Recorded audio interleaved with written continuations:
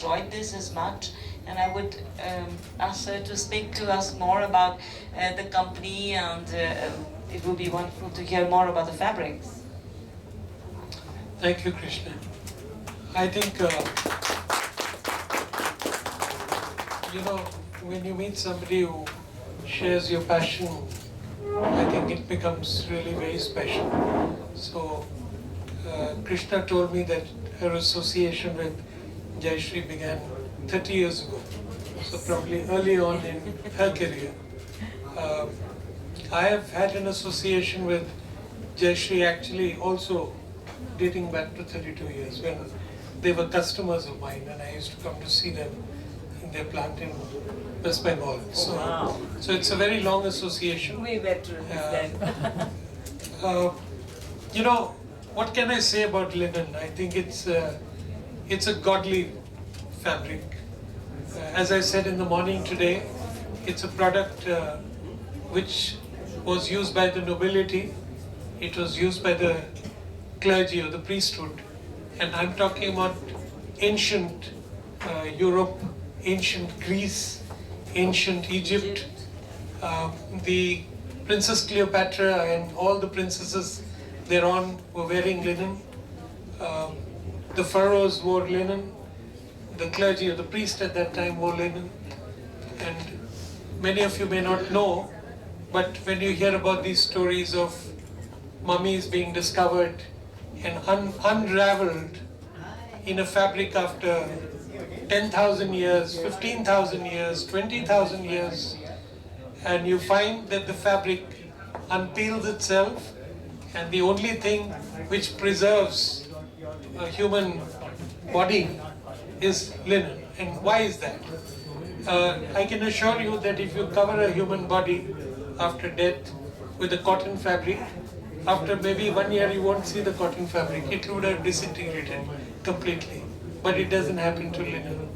And it doesn't happen to linen because it is antibacterial, it is antifungal. So you can imagine what are the virtues of wearing a product which, apart from being one of the finest natural fibers known to man, also has these unique properties of antibacterial, antifungal, so that it doesn't degenerate.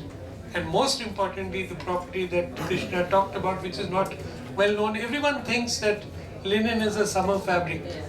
And for that reason, all of us, unfortunately, in this industry have to suffer from this myth that consumers carry in their heads that, this should only be worn in the summer months or the fall months, but certainly not beyond that. But nothing could be further from the truth.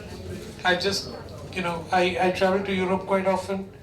I wear linen suits. I come back. I've just come back from US day before yesterday night. I was wearing linen suits there. Of course, the temperature is beginning to warm up, but you're very, very comfortable. Like she said, it's got unique thermal insulation properties, keeps you very cool in summer and keeps you warm in winter. Amazing. I mean, unlike any other fiber that you know. Not even cotton comes close to this. The other unique thing about this product, and I must confess that, while I have bought linen shirts even 15, 20 years ago, particularly from Linen Club, when it had only 1 or 2 stores, I really discovered linen when I saw my young daughter. Not so young anymore, she's a classic rock singer, and she was wearing a string pajama one day, a white color. And I think she had just come back from Hong Kong or something.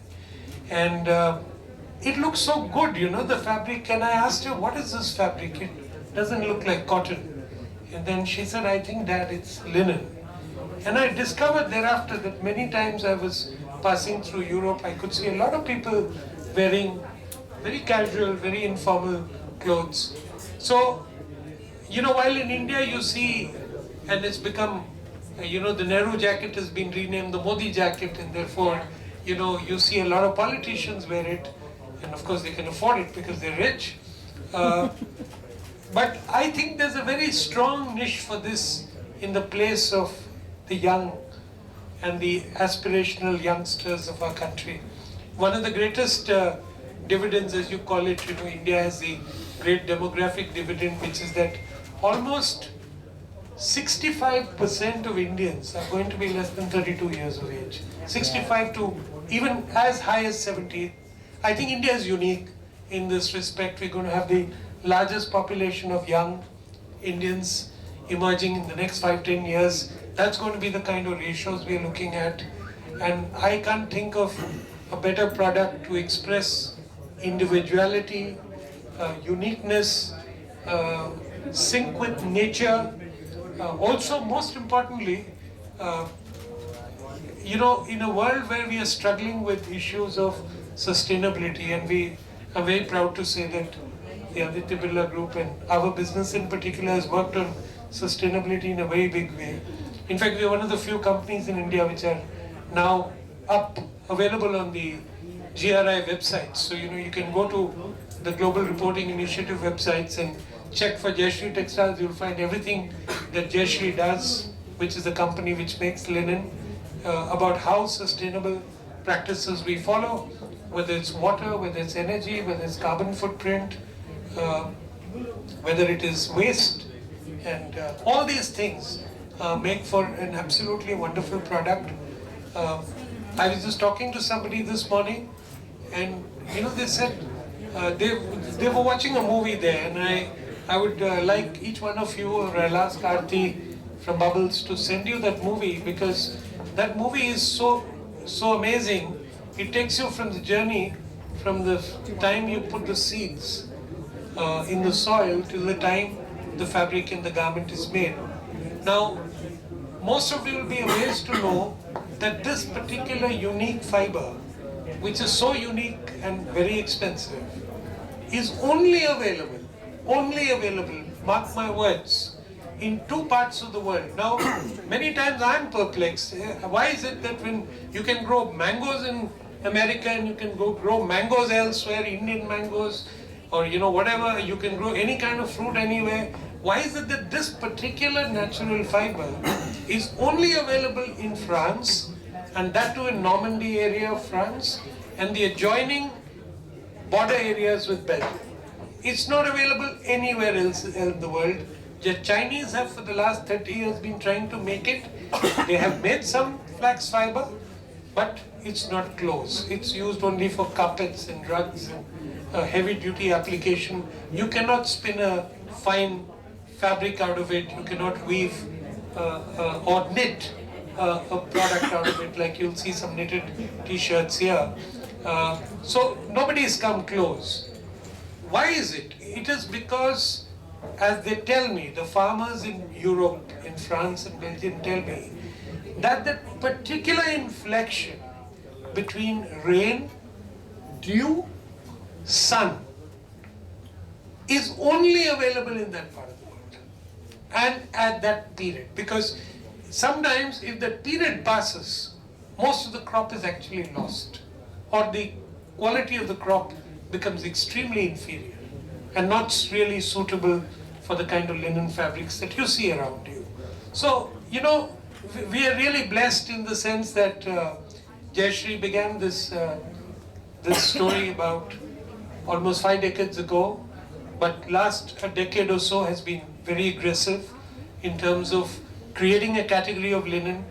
As I was telling the media in the morning today, 10 years ago you go into a store in India, and let's say the top stores at that time, maybe a Shoppers Stop or XYZ, you would find probably in maybe 40-50 stores across India you would have found linen, and that you would find about 2-3% of the, maybe not even 2-3%, maybe a few thans you would see in some of the top stores.